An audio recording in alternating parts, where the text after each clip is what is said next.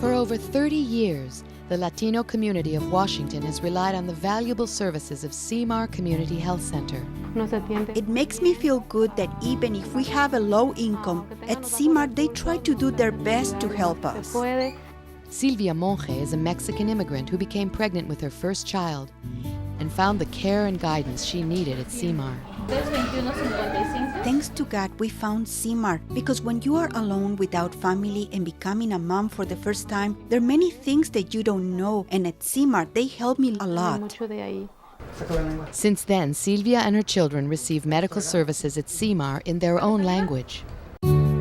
Looking at its modern buildings and the variety of services the organization provides, it is difficult to imagine that when it started in 1978, SeaMar was composed of only 4 people: a retired doctor, a nurse, a secretary, and its first executive director, Rogelio Riojas, a 27-year-old recent graduate from the University of Washington with a great determination to realize a dream.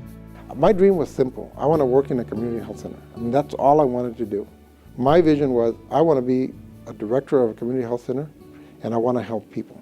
That was my vision. A vision that emerged by experiencing on his own the challenges of poverty.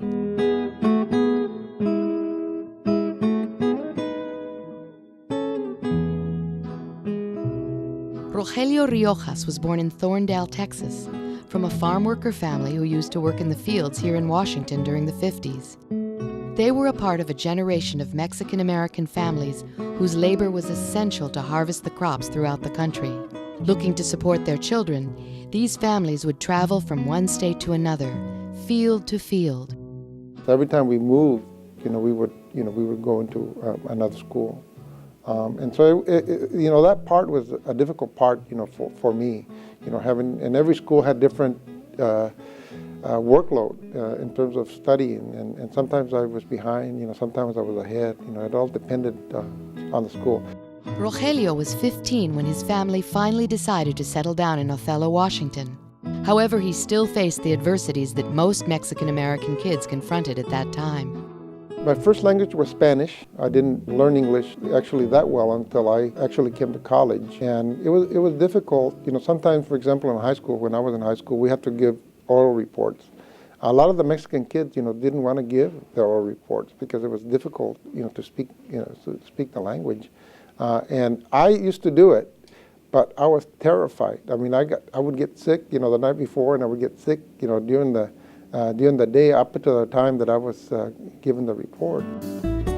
But his character and determination to achieve a better future gave him the strength to continue overcoming obstacles, despite having often more elements against him than in favor. The teachers or the counselors in my high school, didn't think that that Latinos could make it or Mexicans could make it, and so they would push us to the trade schools, to the vocational schools courses, and I insisted that I wanted to take the college prep course. I decided, that I was going to get away from the fields. It was hard work, and so I decided that I was going to try to make it and go to school and go to college. After graduating from high school, Rogelio was accepted into the University of Washington thanks to a newly created special education program.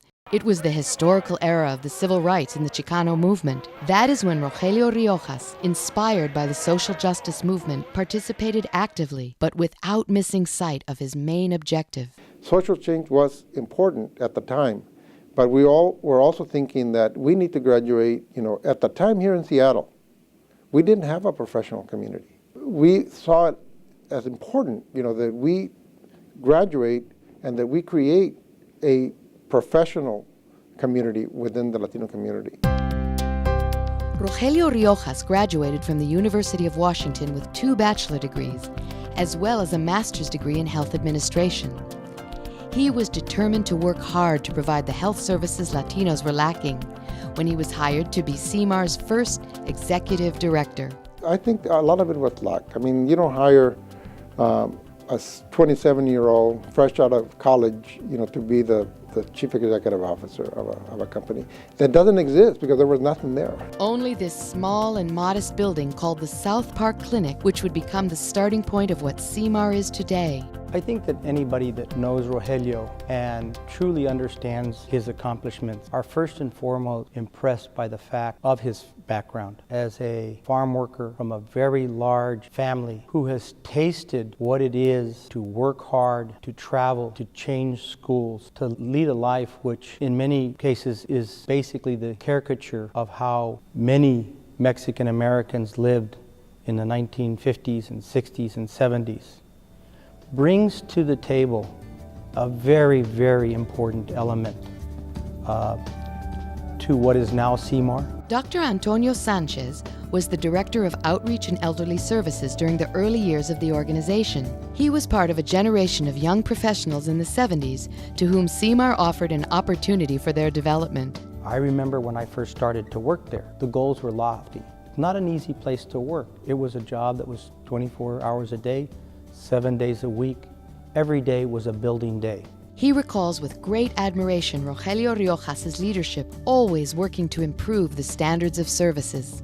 I remember him telling me very clearly that SeaMar would never be a storefront clinic. We are never going to give our people second-hand care. We're going to give them first-class care. And those values, those targets, and those ideals really come from a person who truly believes and understands us as a people.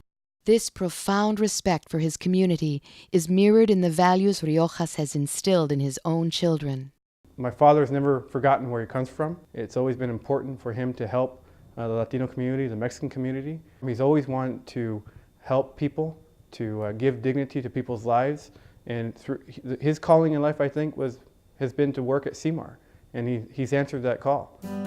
Today, after more than 3 decades under Rogelio Riojas' leadership, SeaMar has become the largest community health center providing services to Latinos in the state of Washington, with operating revenues of over $113 million and 52 satellite centers, which include medical and dental clinics, mental health services, daycares, nursing homes, and 3 housing programs, employing nearly 1,500 people.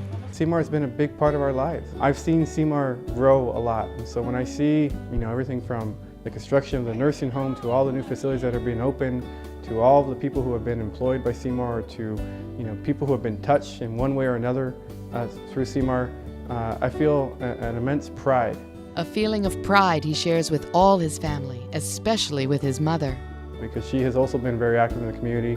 She's always supported my dad in everything that he did. I know that my father wouldn't have been able to grow SeaMar as much as he's done without the support and love of my mom. And points out something on which his father always put emphasis. He had also a lot of help. SeaMar is not my father. There's a lot of people that have that work at SeaMar that have contributed to the greatness of the organization, and he's always allowed people to grow and to prosper, and so I think it's been a team effort for my father. One of the greatest attributes that he has is that he's humble. And he and SeaMar as a team are great because he gives the people that he works the opportunity to take credit. And when you share credit the way he has done, in a true sense of leadership, then everybody benefits. And again, I think that's part of the magic behind SeaMar. Many people have contributed to make SeaMar one of the most valuable health service organizations in our community. However, the vision and tireless dedication of its leader, without doubt, have determined these achievements. And proud to say that, I helped run the marathon and pass the baton. But the baton keeps being passed with Rogelio as the coach, as the leader, and setting the goals so much higher each time and appropriately setting them as such. We've had tremendous change in our community. I'd like to say, thank you. I'd like to say that, we're very, very proud, all of us as a family, for all of his accomplishments. He's always been an incredible father. He's been my best friend. He's always been there to support us. But I think, probably one of the best things that he's taught us as children is that it's okay to dream. And if you work hard, dreams can come true.